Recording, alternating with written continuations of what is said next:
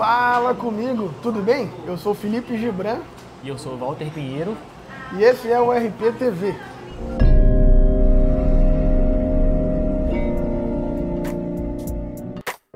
No episódio de hoje, a gente vai falar um pouco sobre essa questão do chamado, da missão, sobre essa questão da vocação do cristão no Brasil agora, no ano de 2020.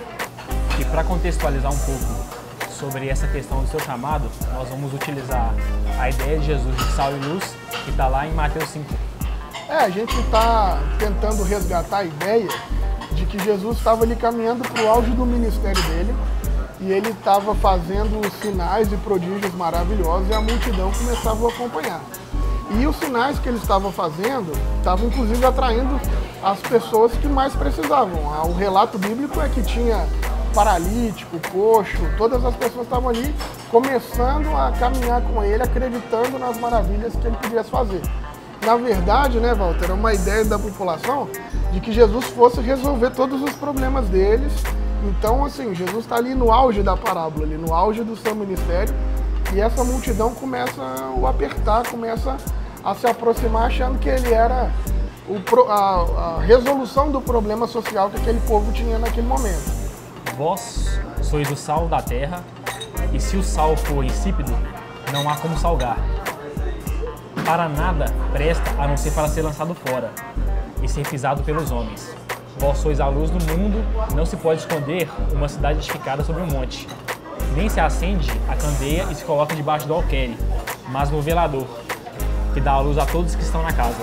Assim resplandeça a vossa luz diante dos homens, para que vejam as suas boas obras e glorificar o Pai que está nos céus.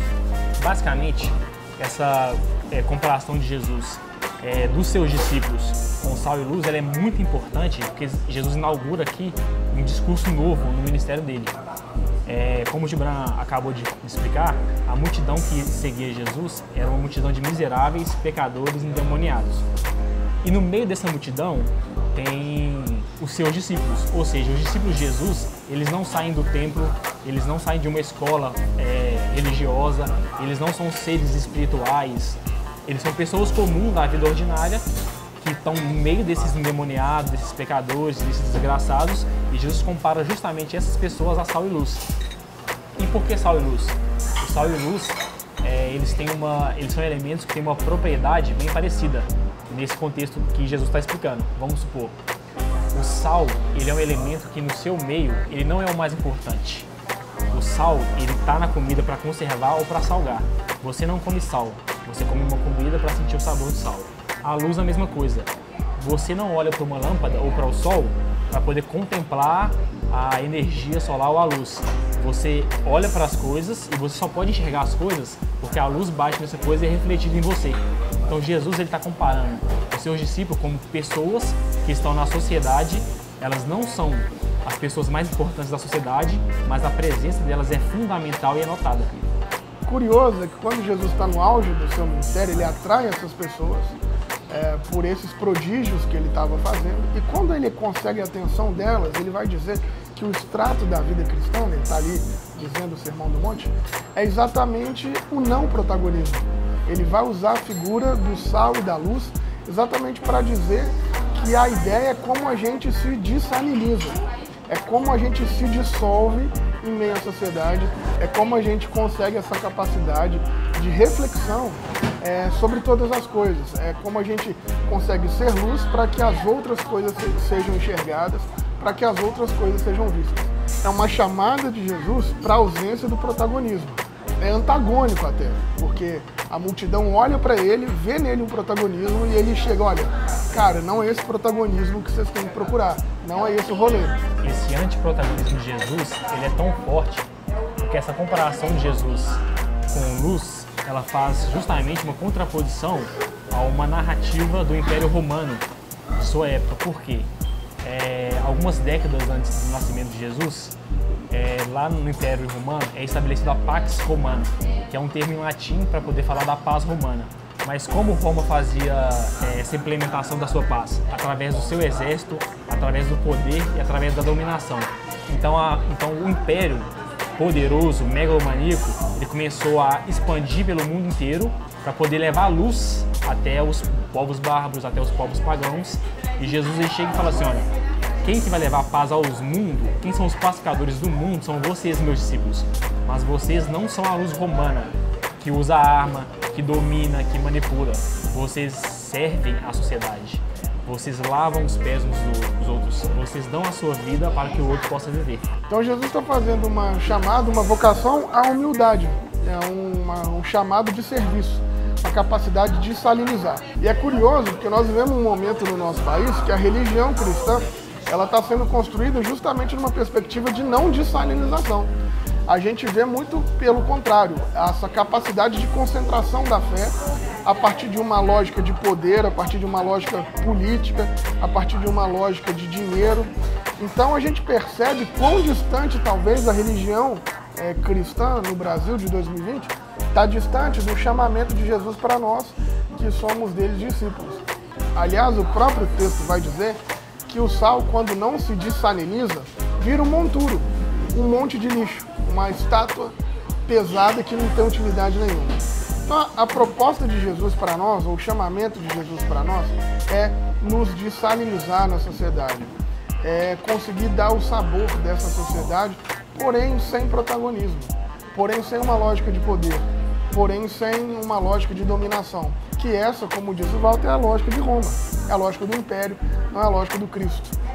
Eu, como cristão no século XXI, tenho observado que grande parte do discurso da igreja mundial, principalmente a brasileira, tem se aliado muito mais com uma lógica operante do Império Romano do que propriamente o discurso de Jesus.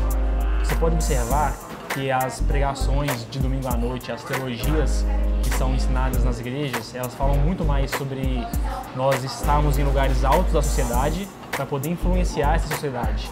Só que essa lógica, ela, como diz o Gibran, é uma lógica imperativa de domínio, não uma lógica cristã.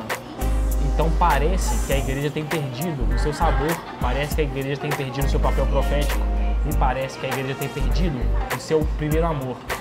Então, retomando o discurso de Jesus, nós temos o dever e o compromisso de explicar aos cristãos no século XXI em que nós não podemos nos aliar com nenhum discurso que faz arminha, nenhum discurso que fala que Deus está acima de todos, que o país todo tem que se dobrar aos evangélicos, aos religiosos, porque isso nunca foi a lógica de Jesus, isso nunca foi a vontade de Jesus.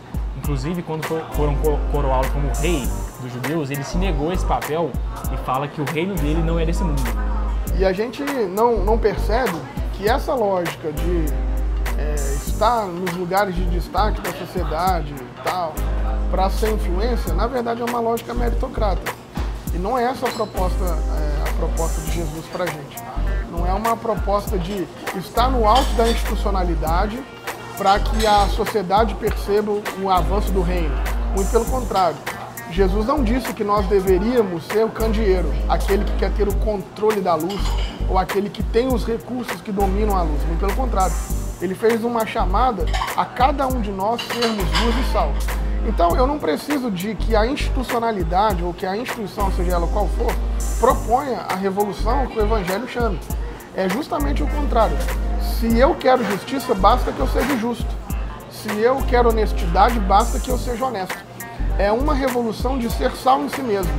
Então, não é uma lógica de aonde eu estou ou de o que eu faço para que o reino de Deus se amplie, mas é uma lógica de quem eu sou. Aonde eu estou, o reino de Deus chegou. Então, parece às vezes até um discurso meio simplista, mas é o discurso de Jesus, a simplicidade da revolução do Evangelho. Seja onde você estiver, leve o reino. Não necessariamente precisa de uma instituição, uma institucionalidade, um alto cargo, um alto comprometimento. Basta que você tenha entendido a mensagem do Cristo e está tudo resolvido. A gente pode observar uma coisa muito legal nessa fala de Jesus, é que quando ele compara os seus discípulos com a luz, ele não está falando da luz do sol ou de uma luz muito grande. Ele está falando da luz de vela, que é aquela luz que ficava no cantinho do quarto ou que as pessoas usavam para poder caminhar durante a noite. E ela é tão importante que ela significava vida, porque durante a noite, com a ausência de luz, você poderia ser assaltado, você poderia sofrer alguma emboscada. Então aquilo representava um sinal histórico de luz, de vida e de você poder caminhar mais um pouco. Então, no século XXI, vivendo todos esses conflitos de religiosidade, de imposição, tanto da secularização e imposição de religiosos, nós precisamos urgentemente voltar às Escrituras, assim como está escrito em Salmo 119, que eu vou ler aqui: lâmpada para os meus pés é a tua palavra e luz para o meu caminho. Isso aqui é tão importante porque a retomada das Escrituras é o que vai nos proporcionar a conhecer o Jesus verdadeiro, o Jesus que nunca na sua vida se aliou com nenhum sistema organizado de poder, um Jesus que estava do lado dos pobres, dos marginalizados e fez uma revolução de amor. É isso aí, galera.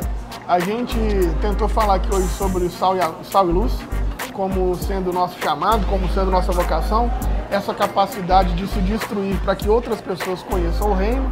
Diga-se de passagem, esse foi o exemplo do tal do Nazareno. E se você curtiu, se você gostou, deixa aí seu like, deixa seu comentário, faça suas perguntas, a gente responde sempre que puder.